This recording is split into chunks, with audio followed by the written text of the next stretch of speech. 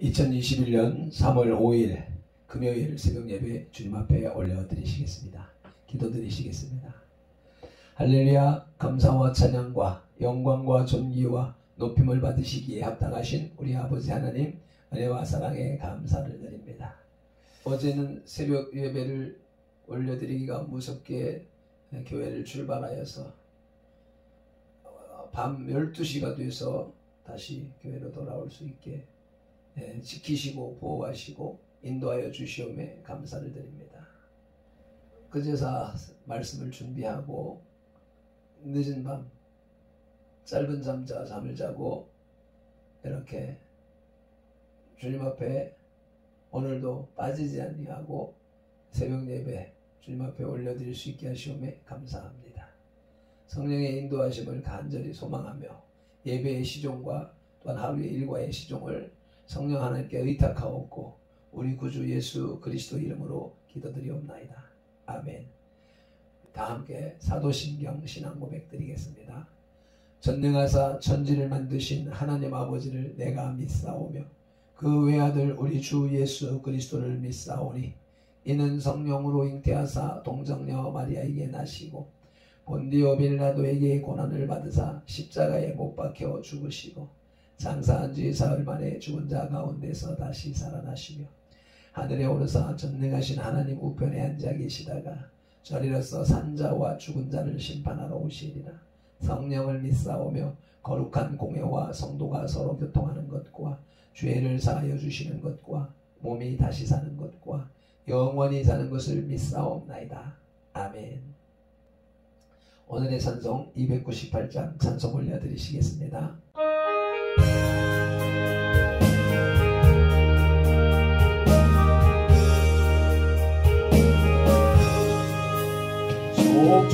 속죄하신 곳에 그를 내가 찬송하리라. 내게 자유 주시려고 주가 고난 당했네. 그 신선은 찬양하리. 나의 죄 사하려고 십자가에 죽임당한 나의 죄 찬양하리.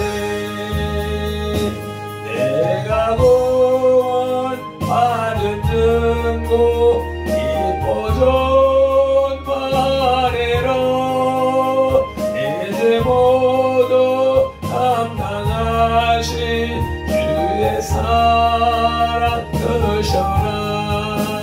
드신 서로 찬양하리. 나의 죄 사하려고 십자가에 죽임당한 나의 죄 찬양하리. 승리하신 구세주를 내가 찬송하리라. 죄와 저금 지옥 권세 주가 모두 이겼네. 대신 서로 찬양하리. 나의 죄 사하려고 십자가에 죽임당한 나의 죄 찬양하리. 고마우신 의세들을 내가 찬송하리라. 죽음에서 생명으로 나를 인도하셨네. 그 신선을 찬양하리. 나의 죄 사하려고 십자가에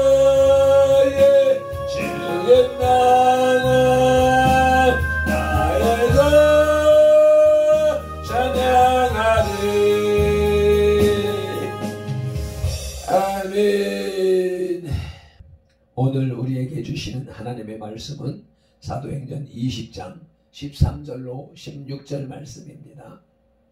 드로아에서 밀레도까지 항해하다 라고 하는 소제목이 붙어 있습니다. 함께 합독하시겠습니다.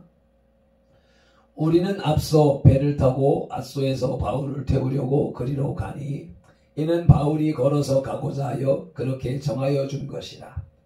바울이 앗소에서 우리를 만나니 우리가 배에 태우고 미둘레네로 가서 거기서 떠나 이튿날 기호 앞에 오고 그 이튿날 사모에 들르고 또 그 다음날 밀레도에 이르니라.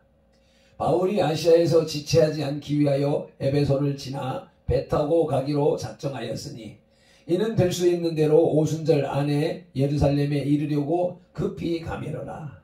아멘. 13절의 드로아에서 앗소까지는 직선거리로 32km인데 이는 해안선을 따라가면 약 60km의 거리였습니다.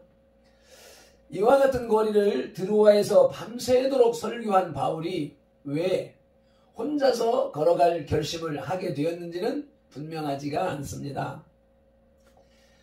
보수신학자 맥가비는 환란 가운데 남겨두고 온 여러 교회 성도들에 대한 생각으로 고독해진 바울이 염려와 고독함을 하나님께 털어놓기 위해 혼자 있을 시간이 필요했다고 추측합니다. 그러나 그 확실한 이유는 알 수 없습니다. 아무튼 일행은 다시 앗소에서 합류하여 여행을 계속하게 됩니다. 20세기 최고의 신학자 브루스는 누가 일행이 드로아에서 앗소까지 타고 간 배는 소아시아의 항구들을 연결하는 연안 연락선, 연안 여객선이었을 것이라고 추측합니다. 비교해볼 만한 말씀이 사도행전 21장 1절로 3절에 있습니다. 함께 읽어보시겠습니다. 우리가 그들을 작별하고 배를 타고 바로 고스로 가서 이튿날 로도에 이르러 거기서부터 바다라로 가서 베니게로 건너가는 배를 만나서 타고 가다가 부브로를 바라보고 이를 왼편에 두고 수리아로 항해하여 두로에서 상륙하니 거기서 배의 짐을 풀려 하미러라. 이렇게 연안을 따라서 항구를 들러 항해하는 연안 여객선을 탔던 것이라고 추측을 하는 것입니다. 이제 바울의 선교열정이라는 제목으로 하나님의 말씀을 받으시겠습니다. 바울은 그리스도를 위하여 헌신하면서 자신이 받는 고난이나 핍박은 염두에 두지 않고 열정을 다하여 사도의 사명을 수행해 갔습니다. 바울의 자기희생적 사역에는 항상 하나님께서 함께 하셨으므로 많은 이적이 나타났습니다. 9절로 12절에서는 3층에서 떨어져 죽은 유두고를 살렸습니다. 뿐만 아니라 11절에서는 드로아를 떠나기 전날에도 긴 여행을 위한 휴식을 취하지 않고 날이 새도록 성도들과 친교의 시간을 가졌습니다. 자신의 임무에 대한 헌신적인 충성이 바울로 하여금 힘든 전도 여행을 끊임없이 성실하게 수행할 수 있도록 만든 원동력이 되었음이 분명합니다. 밀레도에 이르는 그의 여정을 보더라도 그의 태도는 변함이 없었음을 알 수 있습니다. 아멘. 밀레도에 이르는 여정 첫째로는 드로아에서 앗소까지는 걸어갔습니다.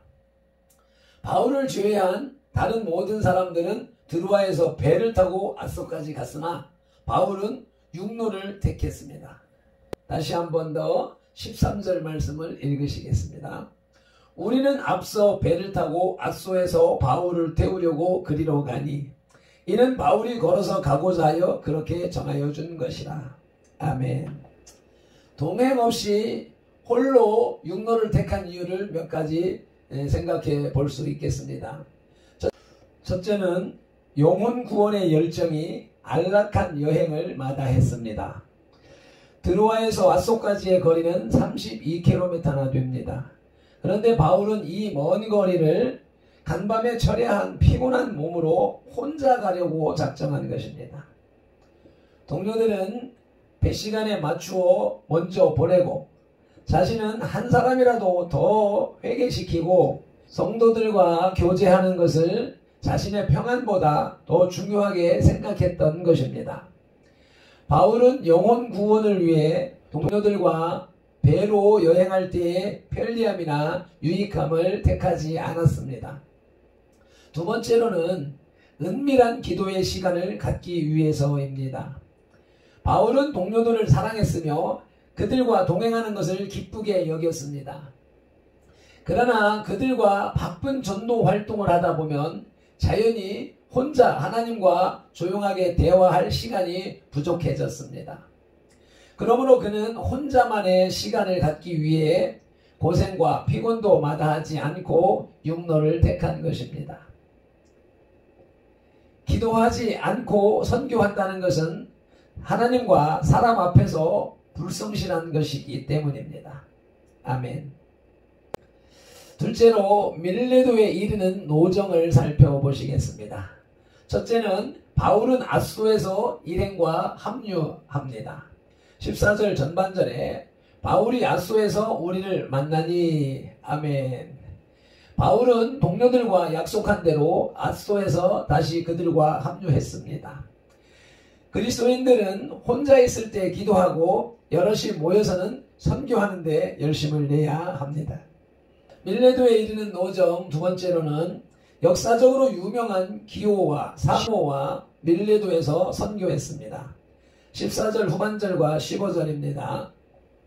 우리가 배에 타고 미둘레네로 가서 거기서 떠나 이튿날 기오 앞에 오고 그 이튿날 사모에 들르고 또 그 다음날 밀레도에 이르니라. 아멘. 앗소에서 합류한 바울 일행은 배를 타고 데스보스 섬의 수도인 미둘레네에 도착했고 다음에는 헬라의 시인들이나 역사가들의 출생지로 유명한 곳들을 방문했습니다. 그들은 미둘레네를 들른 다음날 미둘레네 남쪽 기오에서 선교했습니다. 기오는 시인 호머의 출생지로 잘 알려진 곳입니다. 그 이튿날은 사모에 도착하여 선교했는데 사모는 인구가 조밀하고 토양이 비옥한 섬으로 이솝, 우화의 이솝과 피타고라스의 출생지로 유명한 곳입니다.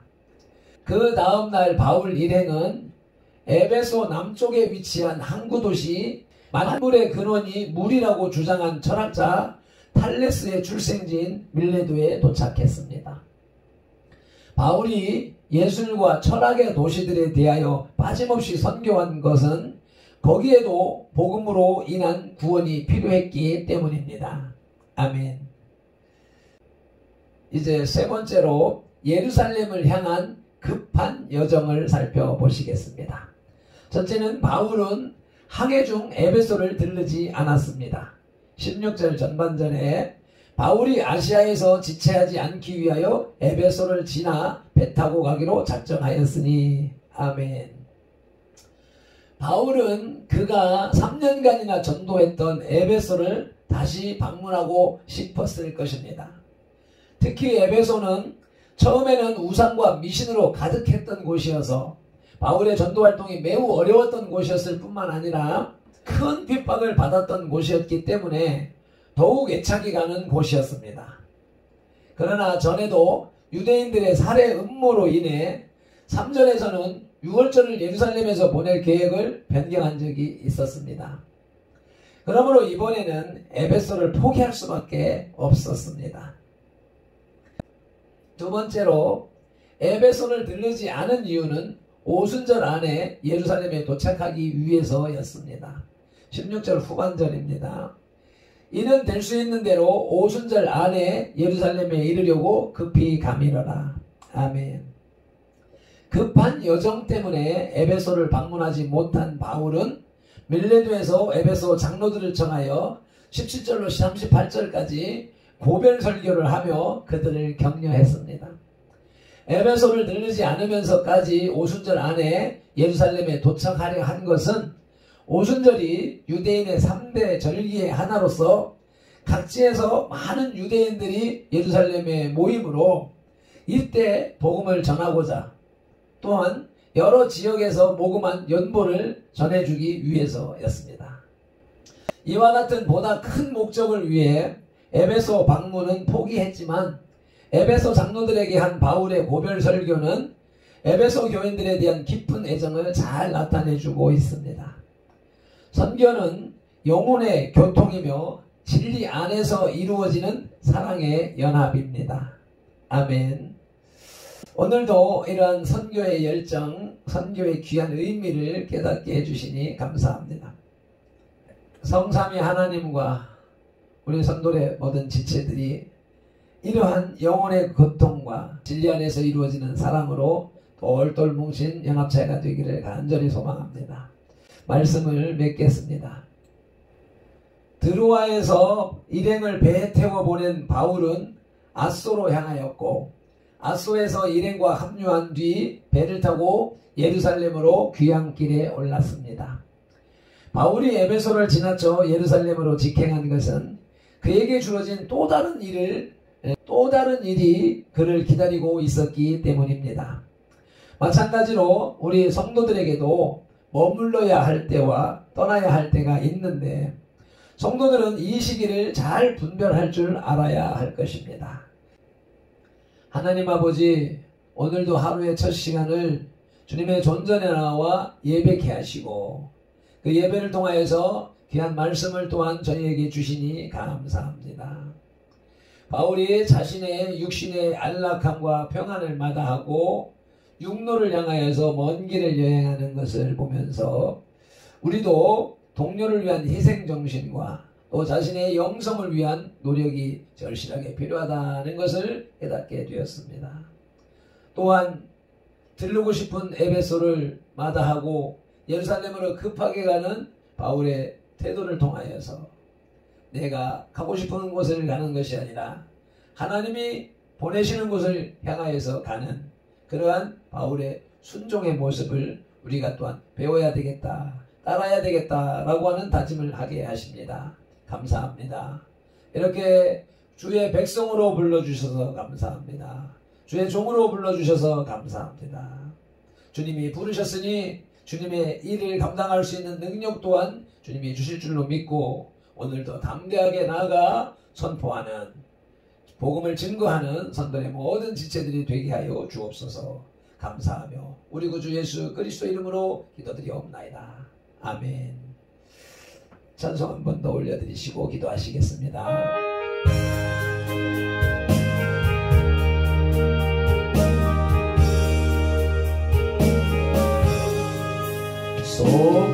속죄하신 곳에 주를 내가 찬송하리라. 내게 자유 주시려고 내가 고난 당했네. 그 신선한 찬양하네. 나의 죄 사려고 십자가에 죽임 당한 나의 자 찬양하네. 내가 구원받은 증거 기뻐 좋아하리라. 이제 모두 감당하신 주의 사랑 크셔라. 그 신선한 찬양하네. 나의 죄 사려고 십자가에 죽임 당한 나의 자 찬양하네. 승리하신 구세주를 내가 찬송하리라. 죄의 파급 죄옥 권세 주가 모두 이겼네. 그 신선한 찬양하네.